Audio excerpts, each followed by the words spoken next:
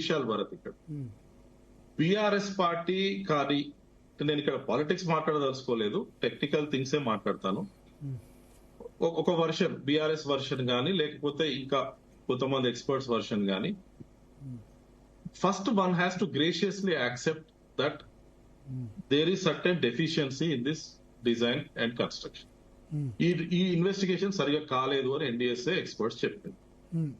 Deficiencies ఉన్నప్పుడు మనం gracious గా దాన్ని యాక్సెప్ట్ చేస్తే యాక్చువల్ గా దానికి సొల్యూషన్ ఏం కావాలనేది మనం దానికి తప్పెవరిది? ఈ డిజైన్ తప్పు, ఈ డిజైన్ తప్పు, ప్రాజెక్ట్ సైట్ ఈ తప్పెవరిది? గవర్నమెంట్ వ్యాప్కోస్ది కాదా?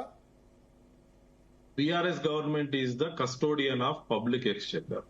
Any government, for that state government is the కేంద్ర ప్రభుత్వ ఏజెన్సీలది బాధ్యత లేదా? ఇక్కడ ఉంది కేంద్ర ప్రభుత్వ ఏజెన్సీ. వ్యాప్కోస్ ఆమోదించిన డిజైన్ నే మేము చేశామని చెప్పారు. వ్యాప్కోస్ కేంద్ర ప్రభుత్వ ఏజెన్సీ. సెంట్రల్ వాటర్ కమిషన్ మరి ఎందుకు అనుమతి ఇచ్చింది? ఇన్ని అనుమతులు, మొత్తం అనుమతులు కూడా ఎందుకు ఇచ్చింది మేడిగడ్డ దగ్గర? నేను అదే చెప్తున్నా. వ్యాప్కోస్ central government PSU, public sector undertaking. It's not ministry of Jal Shakti agency. Government కు దానికి సెంట్రల్ గవర్నమెంట్ అండర్టేకింగ్ కదా. సెంట్రల్ గవర్నమెంట్ అండర్టేకింగ్ అయితే అది ప్రైవేట్ వాళ్ళకు, మీరు ఏదైనా డ్యామ్ కట్టి మీరు వాళ్ళకి కాంట్రాక్ట్ ఇస్తే వాళ్ళు మీకు DPR తయారు చేసి పెడతారు. సో దానికి గవర్నమెంట్ ఆఫ్ ఇండియా స్టాంప్ ఉండదు. It's strictly A corporation which has కనోటేషన్ of A private agency. Private కాదు కదా సార్, ఇప్పుడు అది పబ్లిక్ సెక్టర్ అండర్టేకింగ్. బట్ ప్రభుత్వం అట్లా తప్పులు చేసేదాన్ని ప్రభుత్వ రంగ సంస్థ కదా. ఏపీఎస్ఆర్టీసీ ఉంది, ఒకటి చెప్తా మరి. వ్యాప్కోస్ చేసింది ఏంది ఈ ప్రాజెక్ట్ లో మీరు చెప్పండి. డిజైన్ వ్యాప్కోస్ చేసింది ఏంటంటే Medigadda Annaram Sundilla design, geo technical geo physical investigations ఇవన్నీ వాళ్ళు చేయలే. వాళ్ళు they are suppose to do, వాళ్ళని చేయనీయలే. 8 నెలలు 10 నెలల్లో చేయాల్సిన ఇన్వెస్టిగేషన్స్ అన్ని 2-3 నెలలకు కుదించి ఆ ప్రైవేట్ ఏజెన్సీస్ ఏవైతే ఎల్ఎన్టీ, నవయుగ అండ్ ఆఫ్కాన్స్, ఈ 3 ఏజెన్సీస్ కట్టినాయి. ఈ 3 బరాజెస్ వాళ్ళనే బోర్హోల్ టెస్ట్లు, వాళ్ళనే జియో టెక్నికల్ జియో ఫిజికల్ చేయమని చెప్పి వ్యాప్కోస్ ను ప్రెషర్ చేసి వ్యాప్కోస్ ను చేయనీయకుండా ప్రెషర్ చేస్తే తలొగ్గడానికి. ఇప్పుడు రాజకీయ నాయకత్వానికి ఏముంటది? తొందరగా ప్రాజెక్ట్ కన్స్ట్రక్షన్ చేయాలని ఉంటది. భరత్, వ్యాప్కోస్ is not a government agency to go with government norms. Public sector undertaking కదా అంటారా? పబ్లిక్ సెక్టర్ అంటే పబ్లిక్ సెక్టర్ అండర్టేకింగ్ మనం కరెక్ట్ గా అర్థం చేసుకోవాలా. Public sector undertakings but runs with corporate rules. Corporate rules వాళ్ళు దానికి వచ్చే ప్రాఫిట్ గవర్నమెంట్ తీసుకుంటది 51%. అంతేగాని దానిలో ఉండే government people they are prone to private agency. దాని ప్రకారం వాళ్ళ శాలరీస్ అని ఉంటాయి.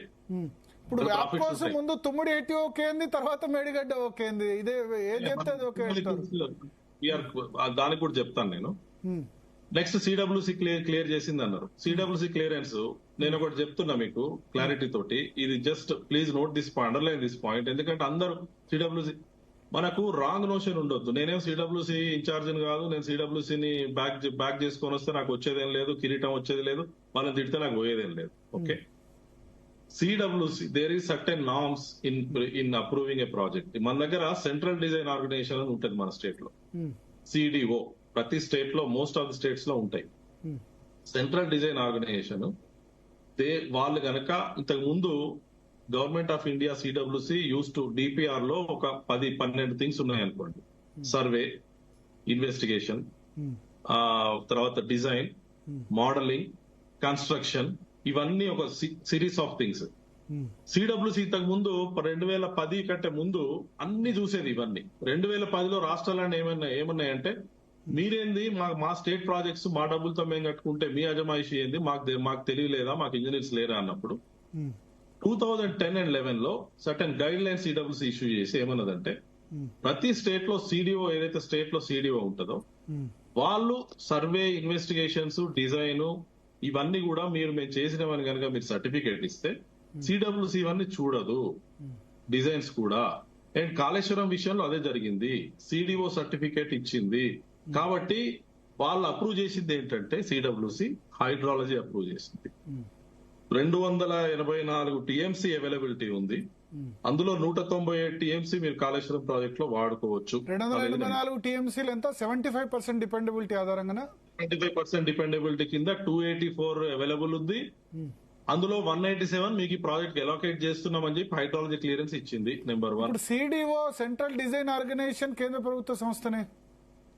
కాదు స్టేట్ సిడిఓ నేను అనేది. సెంట్రల్ డిజైన్ ఆర్గనైజేషన్ అంటే ఆ సెంటర్ కాదు. ఓకే, సెంట్రల్ అంటే సెంట్రల్ గవర్నమెంట్ కాదు, స్టేట్ లో ఒక central design cross check organization. చేయాల్సిన బాధ్యత సిడబ్ల్యూసీకి ఉండదా? లేదు, ఆ గైడ్ లైన్స్ ప్రకారము వీళ్ళు సర్టిఫికేట్ ఇచ్చిండ్రు. ఆ సర్టిఫికేట్ ప్రకారము సిడబ్ల్యూసీ వాళ్ళు చేసింది నేను చెప్తున్నా. హైడ్రాలజీ క్లియరెన్స్ సింపుల్ గా వ్యాప్కోస్ ఆమోదం చేసింది, సిడబ్ల్యూసీ ఆమోదం ఇచ్చింది, ఇన్వెస్ట్మెంట్ క్లియరెన్స్ ఇచ్చింది, హైడ్రాలజీ క్లియరెన్స్ ఇచ్చింది.